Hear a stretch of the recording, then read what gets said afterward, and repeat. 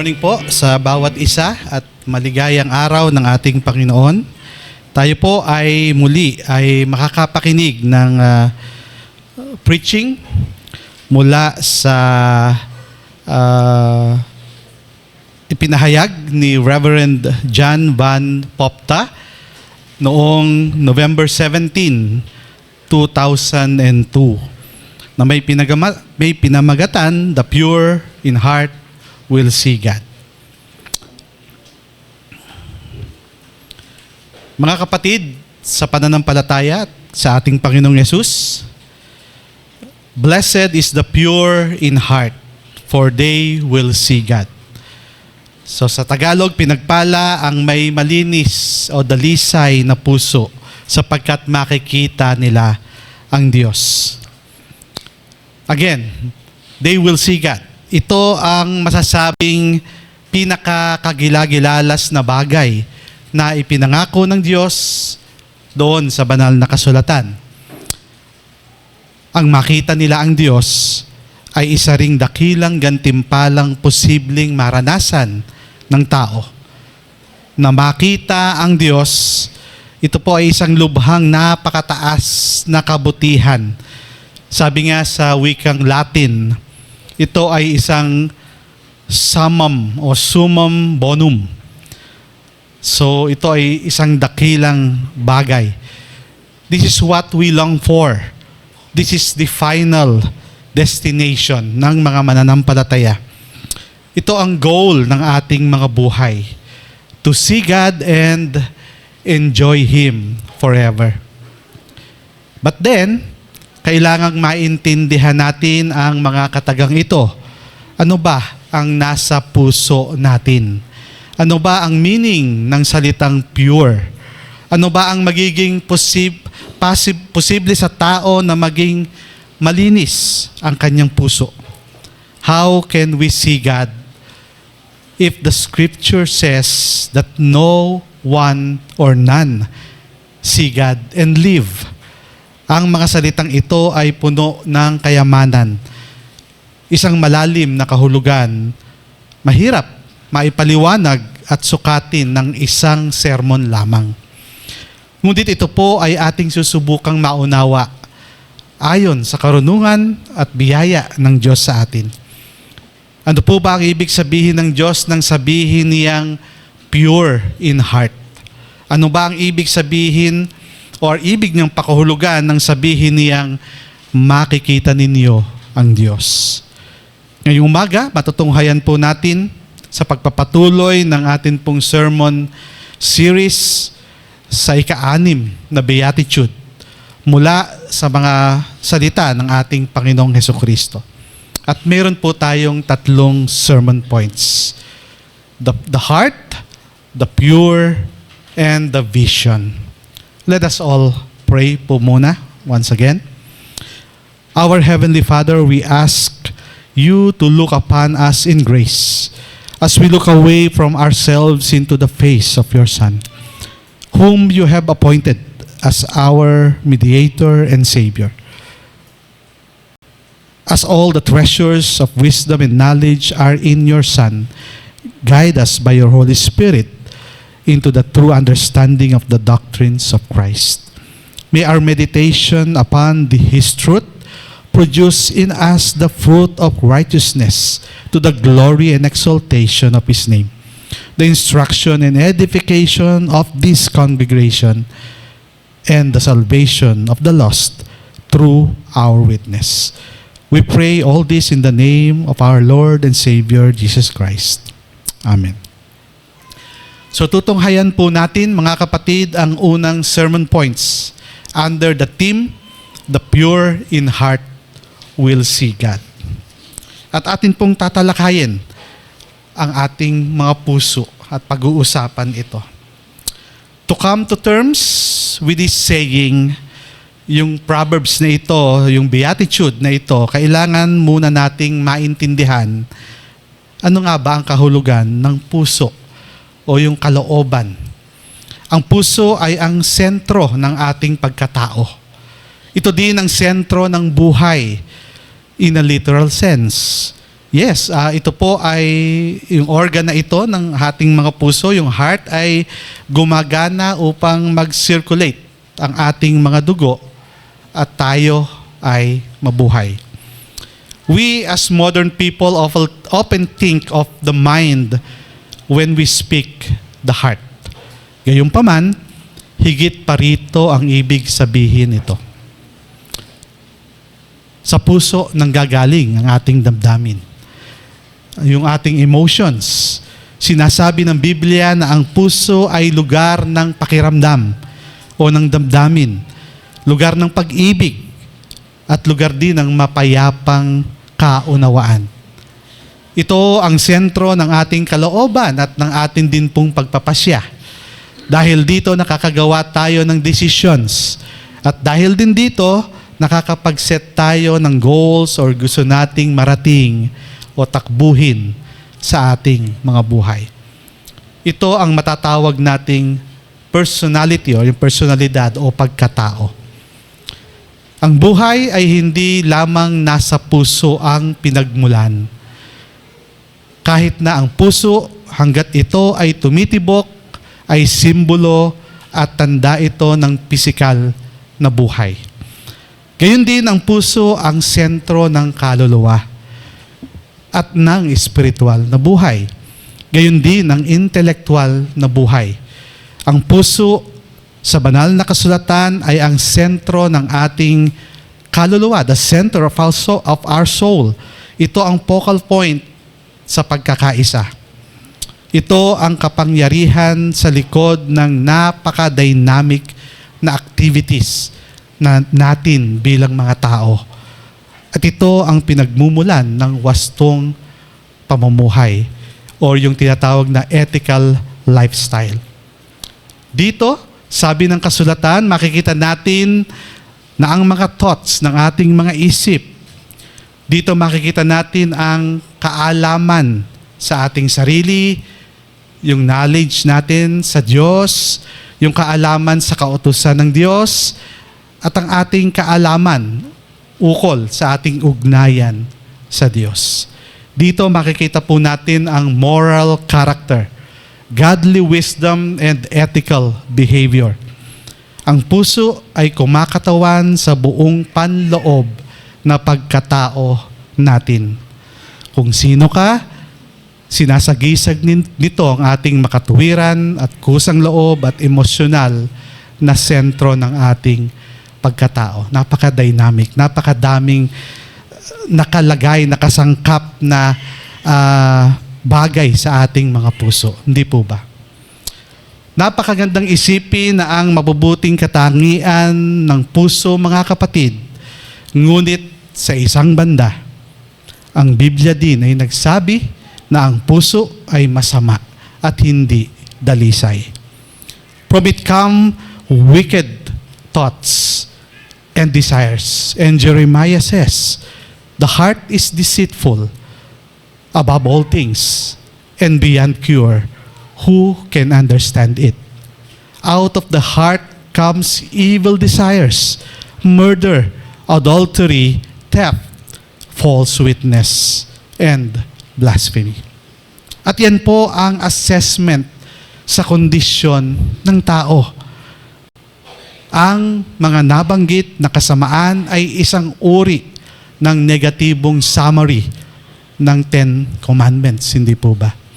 Yan ay isa sa mga negatibong buod ng 10 Commandments kung bakit ito naipahayag. Dahil ang puso ay lubhang masama. At pagkatapos po na makikita natin na ang ebanghelyo ng Panginoong Jesucristo sa simula pa lamang ay isang mensahe na para sa ating mga puso. Para sa makasalanang aspeto ng ating puso. Hindi na ito bago sa Panginoong Hesus. Ito rin ang tinuturo sa punto ng lumang tipan. Ngunit sa mga araw ng Panginoon ay marami sa Israel ang nawalan ng ganitong pagkaalam o ng diwa. Binago nila ang mabuting balita ng lumang tipan sa isang panlabas lamang na relihiyon. Nababahala sila sa panlabas na purity or kadalisayan. They were concerned with outward purity at hindi doon sa panloob. Hence, kaya po yung napakahabang verse na ating binasa kanina ay pagpapatotoo ng panlabas na purity o kadalisayan na nais lamang ng mga Pariseyo. Sa Lumang Tipan ay mga kautusan na puno ng mga regulations at mga tuntunin tungkol sa paglilinis at paghuhugas. Ang mga requirements sa religion ay moral ay ipinakita ng mga batas na ito. Ang mga bagay sa templo ay dapat hugasan. Yun din naman po ang ordinance ng ating Panginoon noon. Ang mga hayop na isasacrifice ay kailangan yung kanilang mga laman loob ay malinis din bago ialay.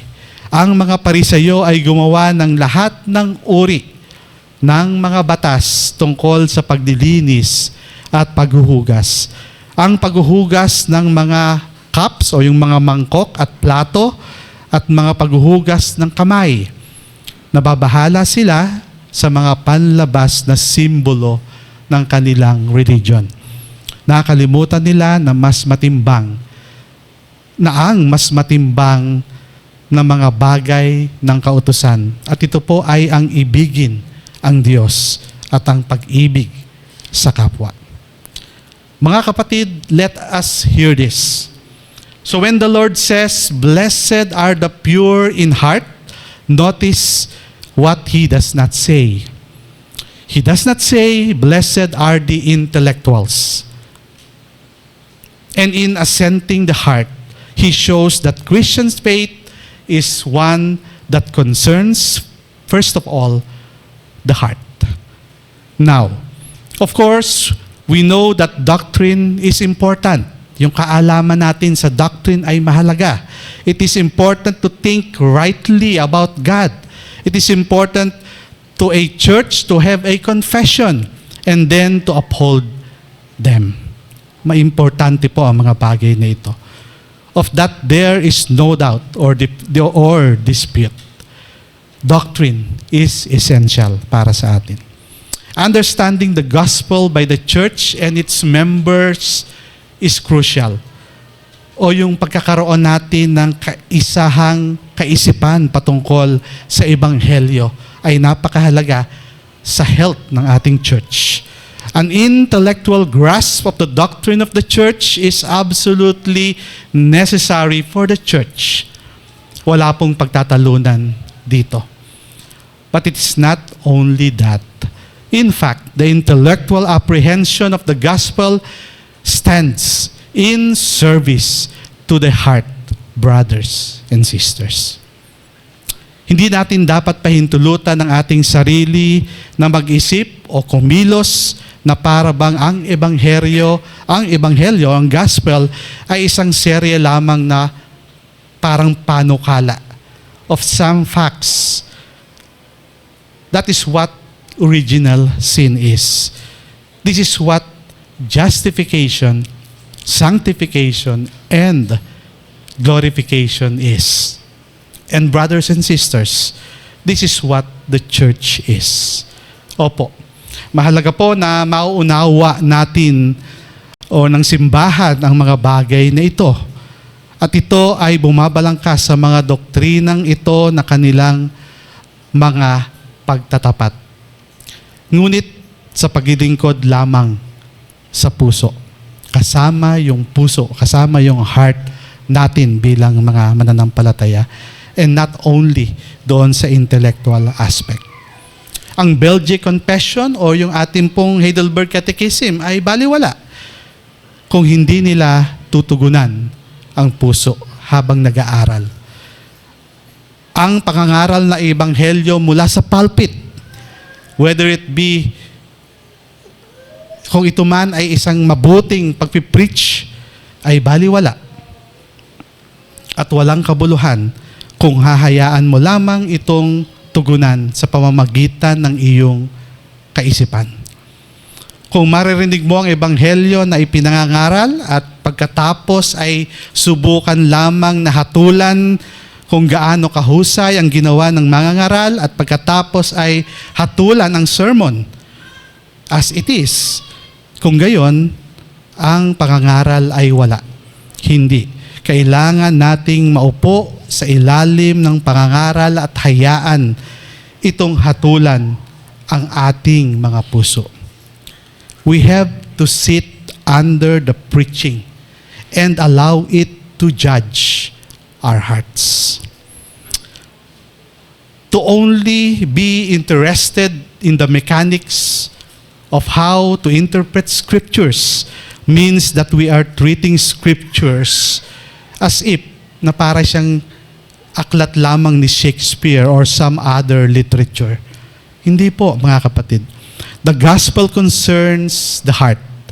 It addresses the head. Yet, it does that. But not only that, mga kapatid. It has to change the way you live from the within, the heart.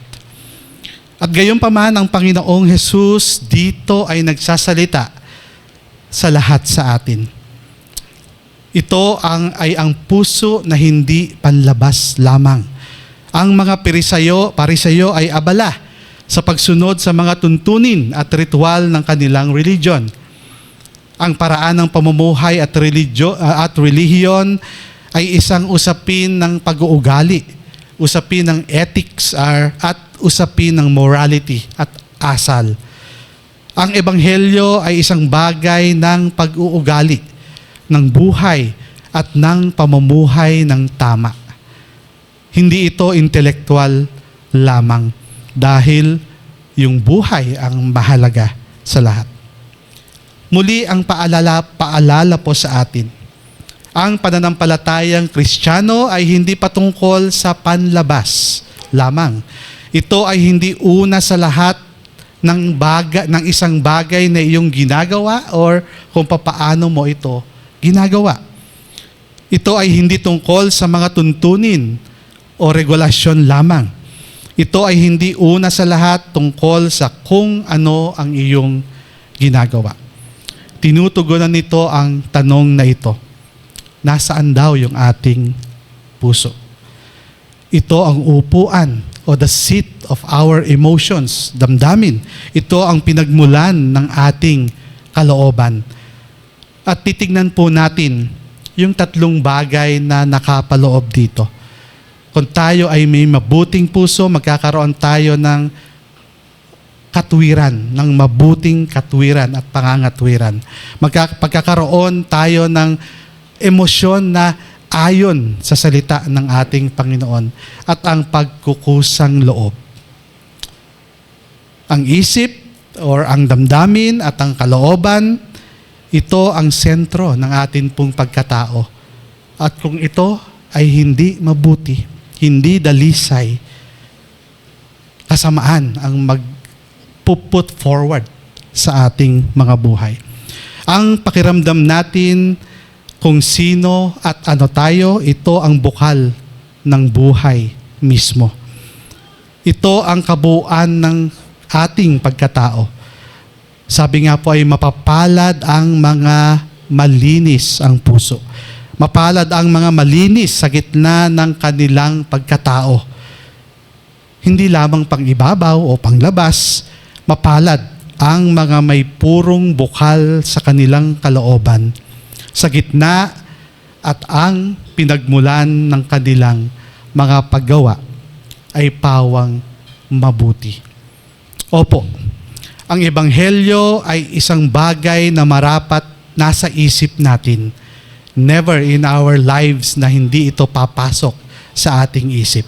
Subalit hindi lamang ito mananatili sa ating kaisipan, ang resulta nito, ang ating pagtugon, ay marapat manggagaling sa ating mga puso. It is out of the heart that we work out our faith in our daily lives. It is an intellectual exercise and the heart is the center of it. Because the Lord wants our heart and He wants it to be pure, mga kapatid. Kaya po ang sabi ng ating unang point, blessed are the pure in heart, and Jesus says, so we know that what the heart is, but what is purity when we speak about our heart. At yun po ang ikalawang sermon points. Ano naman yung kadalisayan? What is purity naman concerning our hearts? Ang purity or yung impurity, yung kabaliktaran, ay mahalagang mga katotohanan sa buhay ng mga anak ng Diyos. Naunawaan nila ang ibig sabihin nito. At sa ating panahon, ang moral purity sa kalooban at yung physical hygiene ay pinaghiwalay na ng panahon. At sa ngayon ay ito ay magkahiwalay na bagay na lamang. Hindi mo na daw pwedeng pagsamahin ito. Ang mga kanluraning bansa ay fanatics sa kalinisan ng kapaligiran at ng pangangatawan. How about their moral purity? Noong unang panahon, at marami siguro sa atin ang nakaka-relate pa dito, sa ating school or sa ibang establishment, makakakita tayo ng mga signages na nagsasabi, cleanliness is next to godliness. Nalimutan ko na. So parang ang dami ng establishment na wala ng ganitong signage. Dito makikita natin ang pag-uugnay ng dalawa at marapat nga na sila ay magkasama. Subalit sa panahon ngayon, wala na silang connection. Ang hygiene at cleanliness ay naging parte na lamang ng tinatawag na scientific world of disease control. Pag may kailangang ayusin in our health, sa buong sa kalupaan, hygiene ang pinakikita nila. No longer it is a matter of moral purity or ethical living. At pagdating dun sa mga morality and ethical, wala, ni isa mang karatula tayong makikita patungkol dito. We need to get a clearer understanding of this so that we can hear with the ears of the disciples and the crowd noong panahon ng Galilea, doon sa Galilea, doon sa hillside. And what did they hear from our Lord? Anong sinabi ng Panginoon? Yung salitang pure. Pure in heart. We have a better grasp of what the heart is. Kahit papaano sa unting pagta-translate ko doon sa ating sermon ay kahit papaano nagagrasp natin ano nga ba ang ibig sabihin ng puso. But what was purity? At ito'y ating tutunghayan naman ngayon. In the Old Testament, the laws are full of regulations and stipulations concerning cleansing and washings. Di po ba? Religious and moral demands were portrayed by this law. At pansinin natin, magkasama sila. Yung moral cleanliness at yung hygiene ay magkasama in the Old Testament laws na ating pong makikita. The items of the temple of the temple were to be washed. Dapat mag-wash ito. Even yung sacrifices, nabanggit ko po kanina, even yung mga laman loob o yung dugo, kailangan maihain ito ng mayroong kalinisan. Gaya ng narinig natin kanina, ang mga Pariseyo ay gumawa ng lahat ng uri ng batas tungkol sa paglilinis at paghuhugas. Ang paghuhugas ng mga mangkok o yung mga plato at yung mga bowls at mga kamay isa dito. Kung babasahin natin ang Leviticus, mababasa natin ang tungkol sa lahat ng uri ng mga batas ukol sa pagiging pure or dalisay o kalinisan. At ang mga batas tungkol sa ketong, ang mga batas patungkol sa paghawak, pag-handle ng mga patay, lahat ng uri ng batas ay kanilang nagawa. Ang mga batas na ito ay sumasalamin naman sa kabanalan ng Diyos at ang kabanalan ng kanyang bayan.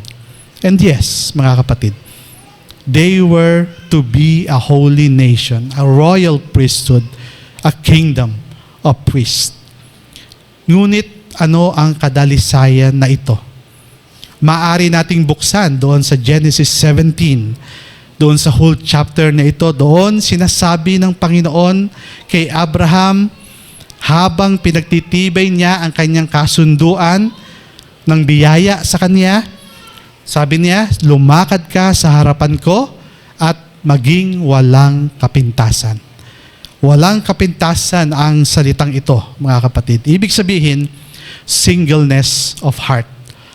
Hindi nangangahulugang simple o payak na puso, ngunit sa halip ay nangangahulugang mapagkakatiwalaan ng walang pagkukunwari at nakatuon lamang sa ang devotion sa Diyos at hindi nagdilingkod sa dalawang Panginoon.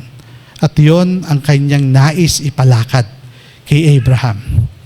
Tunghayan din natin sa iba pang mga sites or mga passages sa Bible, like dun sa Psalms 86, verse 11, ang sabi dito, O Panginoon, ituro mo sa akin ang iyong daan upang makalakad ako sa iyong katotohanan. Ilakip mo ang aking puso upang matakot sa iyong pangalan. At yan ang kalagayan ng tao. Divided ang kanilang puso. One that is not blameless in single-minded and single-hearted devotion to the Lord. One part of us wants to serve the Lord.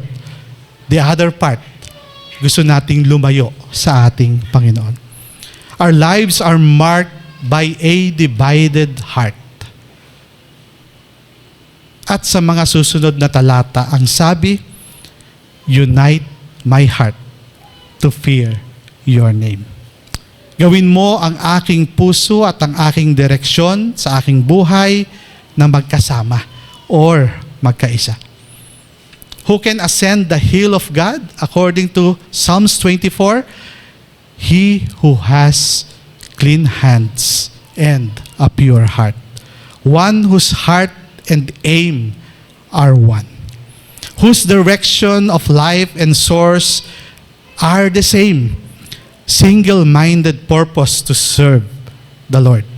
And then again, we must refrain from yung tinatawag na formalism, na wala na atang formal, lahat ng batas susundin and all that. We're not talking or walking blamelessly if only the external actions of our lives are in line with the will of God. Dapat maging yung ating mga puso, hindi lamang yung ating mga ikinikilos na as if na tayo ay nakikita ng sanlibutang matuwid. Subalit ang ating kalooban ay hindi. Muli po mga kapatid, ang mga talatang aking babanggitin ay magpapaalala sa atin ng kalooban ng Diyos sa pagiging dalisay ng ating mga puso. And let me read some passages para sa ating edification. Simulan natin doon sa Isaiah 1:12. When you come to appear before me, who has required of you this trampling of my courts?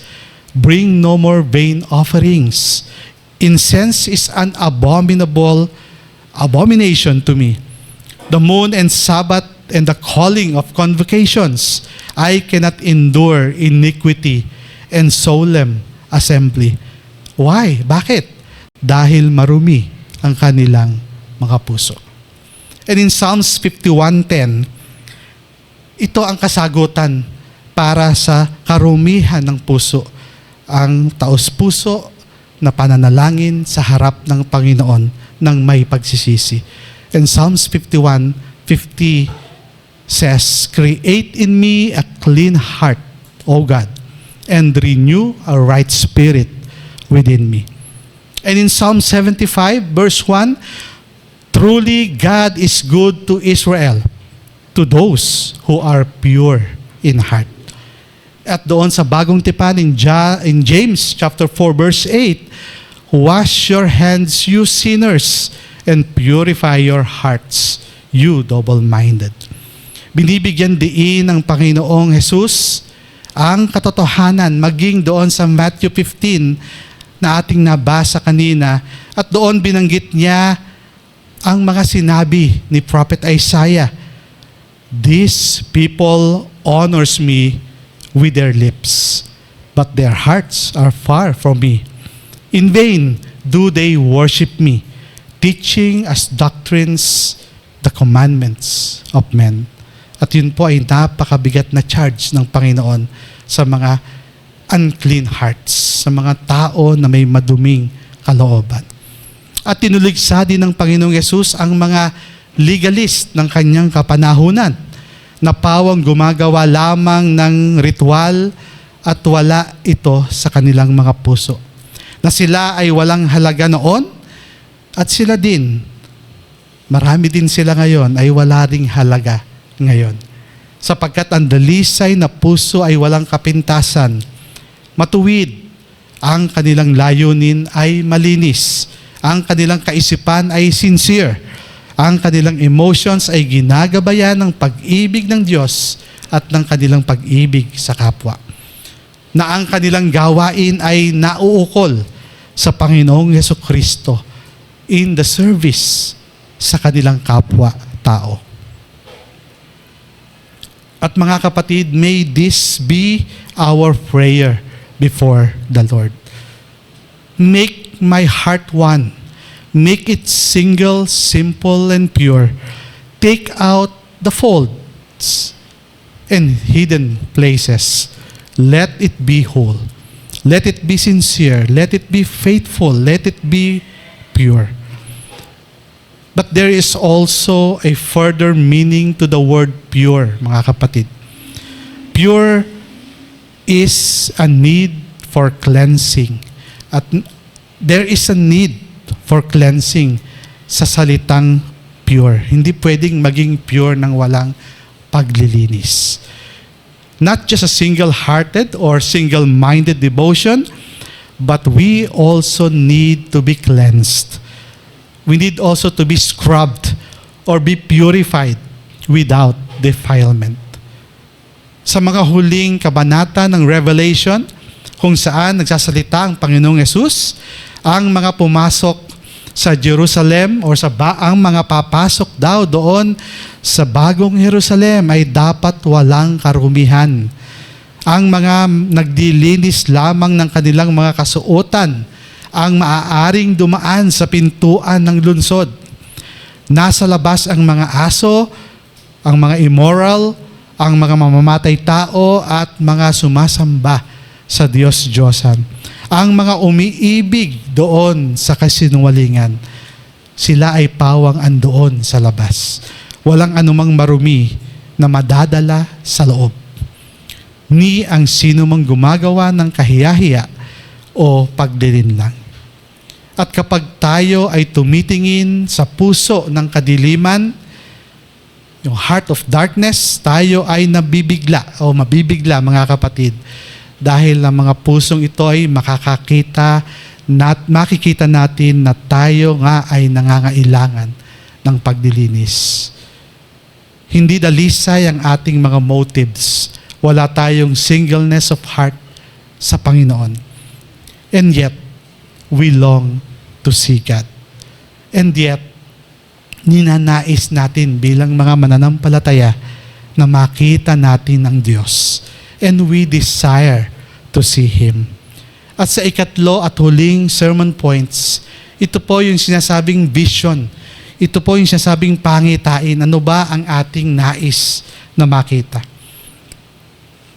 Sa lumang tipan, ang pananalitang makita ang Diyos, yung word o yung praise na makita ang Diyos, una sa lahat, ito ay tumutukoy sa pagsamba sa tabernakulo at sa temple para humarap sa ating Panginoon. Upang maranasan ang kanyang presensya sa pagsamba, yun po ang meaning ng praise na to see God. Maari nating balikan, maging doon sa Psalms 24, sino ang maaaring umakyat sa burol ng Diyos? The hills. Ito ay ang may dalisay na puso. Tatanggap siya ng pagpapala mula sa Panginoon. Ganyan ang henerasyon na haharap sa ating Diyos at maghahanap ng mukha ng Diyos. At maging sa panahon ni Abraham, ni Jacob, at maging ang mga apostles, they long to see God. At maging ang mga pangwakas na talata doon sa Psalm 17, ang sabi po sa wikang Tagalog, tungkol sa akin, aking mamasdan ng iyong mga mukha, ang iyong mukha sa katuwiran. Kapag ako'y gumising, aking mamamasdan ng iyong anyo at masisiyahan. Kung atin din pong titignan, mga kapatid, ang chapter 42, verse 2 ng Psalms, ito ay pagpapatungkol sa pagnanais ng psalmist na makita ang Diyos sa kanyang pagsamba sa templo. Sabi din po dito, kailan ako makakarating at makikita ang mukha ng Diyos? Yon ang kanyang sabi. Kaya't nais nating makasama ang Diyos, bagamat sa ngayon, tila ito ay imposible. Siya ay naninirahan sa liwanag na hindi malalapitan. Papaano natin makikita ang Diyos? Dahil walang nakakakita dito at walang nakakita sa ating Diyos. Pero sumulat si Pablo kay Timoteo, at ganun pa man, ito ang pinakamataas na pagnanais ng may dalisay na puso. At ito ay ang makita niya ang Diyos. Tiyak na itinuturo din ng banal na kasulatan na makikita at makikita natin ang Diyos. Kaya po sabi din doon sa Hebreo 12:14, isang talata na angkop para sa atin bilang congregation. Ang sabi po dito, pagsikapan ninyong magkaroon ng kapayapaan sa lahat at ng kabanalan, na kung wala nito'y walang sino man ang makakakita sa Panginoon. Strive for peace, everyone, and for the holiness without which no one will see the Lord. So what is necessary for us to see God? Ito po yung holiness. Ito po yung clean hands, pure hearts, undivided loyalty and sincerity of our hearts. This is not about rules, mga kapatid. Hindi po ito binanggit ng Pariseyo upang isabatas. Ito po mismo ay ang biyaya ng Panginoon sa atin. It's not about decency. It's not about morality or some intellectual interest in the gospel. Hindi po. This is about our hearts. Yours and mine, mga kapatid. With God, there is only light. There is no darkness with Him. And with Him, there is only truth. There is no lie in Him. Sa Kanya rin, there is faithfulness. There is no shadow of change. Siya hindi nagbabago. Siya ay matapat sa atin. And with Him, mga kapatid, there is only beauty and glory and honor and might. Walang koneksyon sa pagitan ni Kristo at ni Satanas. Sa pagitan ng hapag ng Diyos at sa hapag ng Diablo ay walang pagkakaisa. Only those who are like Him can see Him. Be perfect like the Father is perfect, and be holy like the Father is holy. Paano magiging pinagpala ang may mga malinis na puso at makikita nila ang Diyos? Papaano ang isang makasalanan ay makikita ang Diyos? Makikita natin siya sa ating pagsamba. Makikita natin siya sa mga salita ng Diyos na naipapahayag. Makikita natin siya sa tamang pagdaraos ng sacraments na pinatutunayan ng salita ng Diyos. We can also see Him sa ating buhay habang tayo ay nakakaranas sa Kaniyang or ng kanyang presensya. Jesus said that no one has ever seen the Father, but the Son who is with him. Yet the Lord also says, "He who has seen me has seen the Father, for the Father and I are one." The promise is partly fulfilled here and now, brothers and sisters, just as in the other beatitude. Partially fulfilled na ito, but there is more. Now and not yet, ang ibig sabihin. A fulfillment now and yet to be completed later in glory. With the eye of faith, we see the works of God's in His hands. We see His work in creation. We see His works in history. And we see His works in our redemption. Think only of Moses as we read Hebrews 11. Moses persevered because he saw Him who is invisible. At tayo din po mga kapatid, nakikita natin ang Diyos sa mga mapagpalang bagay na ginagawa niya sa atin. Maliit man o malaki. Binibigyan niya tayo ng biyaya at pagpapala. Inaalalayan niya tayo sa kahirapan at inaaliw sa kapigatian. Iniingatan niya tayo sa panahon ng pagbagsak kahit pa tayo ay makasalanan. At ipinamamalas pa din niya ang kanyang mukha sa atin. At sa lahat ng mga bagay na ito, kaya niyo po bang ipatotoo na tunay nga na nakikita ko ang kamay ng Diyos at nakikita ko ang kanyang mukha na sumasa atin. Mga kapatid, subalit umaasa tayo sa mas higit pang mga bagay. Kailangan din nating maranasan ang paglilinis sa pamamagitan ng banal na Espiritu. Aakayin niya tayo tungo doon sa kaluwalhatian. Even as we say, kahit doon sa form of baptism na ating binabasa kapag tayo ay nagbabaptize ng ating mga babies or mga kapatid, we confess na ang mga bata at matanda na babautismohan ay magiging malinis. There will be a cleansing from our sin until he shall be finally presented without blemish among the assemblies of God, the elect, in eternal life. The Holy Spirit promises to impart to us what we have in Christ. Ano po yun? It is the daily renewal, daily cleansing from sin, and final holiness in glory. Itingin ang inyong mga puso sa mga bagay na nasa itaas. Mag-imbak ng kayamanan sa langit. Gumagawa ba o nagagawa ba natin yon? O naiisip ba natin yon?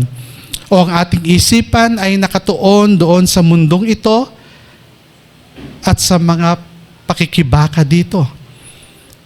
Itinutuon ba natin ang ating mga puso sa mga bagay na hindi nakikita at pangwalang hanggan? O nakatutok sila sa mga lumilipas na bagay sa mundong ito?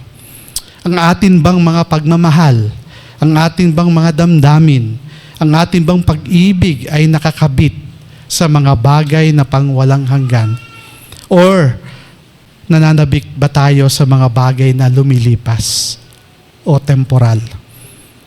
Pinag-iisipan ba natin ang darating na kaluwalhatian na naghihintay sa atin o nababalot tayo sa mga makamundong alalahanin? Ituon mo ang iyong mga mata kay Jesus. Siya ang umakda at tagasakdal ng ating pananampalataya. Do we meditate on the coming glory that awaits us, or are we wrapped up by the mundane? Kaya po, fix our eyes on Jesus. He is the author and the perfecter of our faith. Ang tanong po, paano natin ito magagawa? Papaano tayo magkakaroon ng dalisay na puso? Marami ang sumubok na gawin ito sa pamamagitan ng pagtakas sa mundo o sa sanlibutan. Isipin ang mga monks sa tradisyon ng Roman Catholic. Isipin din ng mga kulto na naglipa na handang kumitil sa kanilang buhay, makita lang daw nila ang kanilang Diyos. Sa paglisan nila sa mundo, naniwala sila na makakamit nila ang kabanalan. Ngunit, natutunan ni Martin Luther ang katotohanan. Ang anumang pagtatangka sa pagdilinis sa sarili ay lalo tigit maglalantad lamang ng karumihan ng kanilang mga puso. Any attempt to self-cleansing only exposes the foulness of the heart. At ang panalangin ng psalmist, baliktad, taliwas dito. Ano ang sabi ng psalmist? Lumikha ka sa akin ng isang malinis na puso, O Diyos, at muli mong baguhin ang matuwid na espiritu sa loob ko. The only way to clean heart is by the power of the Holy Spirit. Ang presensya niya lamang ang makapaglilinis sa ating mga puso. Ang kanyang gawain lamang ang makapagpapadalisay sa sentro ng ating pagkatao, ng ating puso. Yan ang ating pagkakatiwala. Yun lang ang pag-asa natin, mga kapatid. At dahil sa kanyang gawain, ay maaari nating ipagtapat na darating ang araw na tayo ay magiging katulad ni Jesus, gaya ng kanyang ipinangako sa atin. You can say, I will enter that city, the holy city, because He is cleansing me. That does not mean that we can continue in sin. May the Lord forbids. Kaya po ang sabi ni Santiago, ni James, draw near to God and He will draw near to you. The prophet says as well, seek the Lord while He may be found. And even Paul says, work out your own salvation with fear and trembling. For it is God who work in you to will, land, to act according to His good pleasure. Just because I know that I cannot ultimately cleanse my heart does not mean that I should continue to live a life of bitterness, hatred, and acrimony.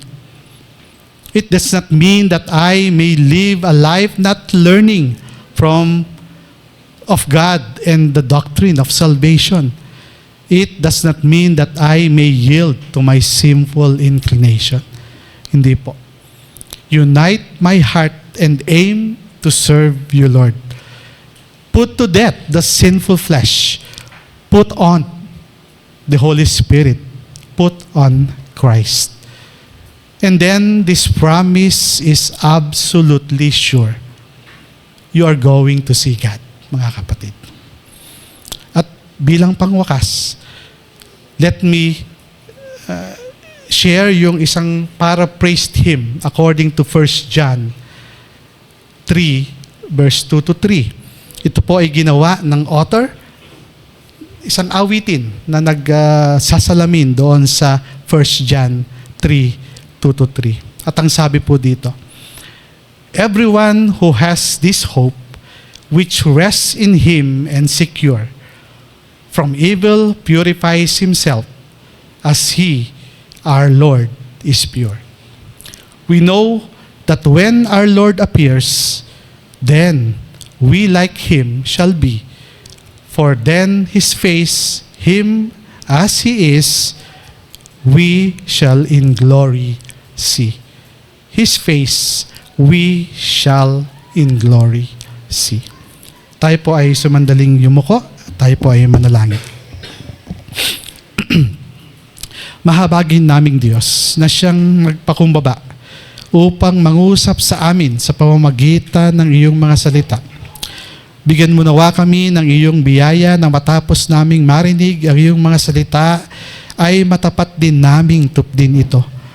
Bigyan mo nawa kami ng biyaya ng banal na Espiritu upang ang mga naihayag sa amin ay lubos na mapaniwalaan. Mabigyan ka nawa ng kaluwalhatian at karangalan sa aming mga paggawa.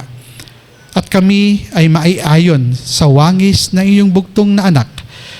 Lahat ng ito aming Diyos ay aming dalangin sa ngalan ni Kristo Jesus ng aming Panginoon.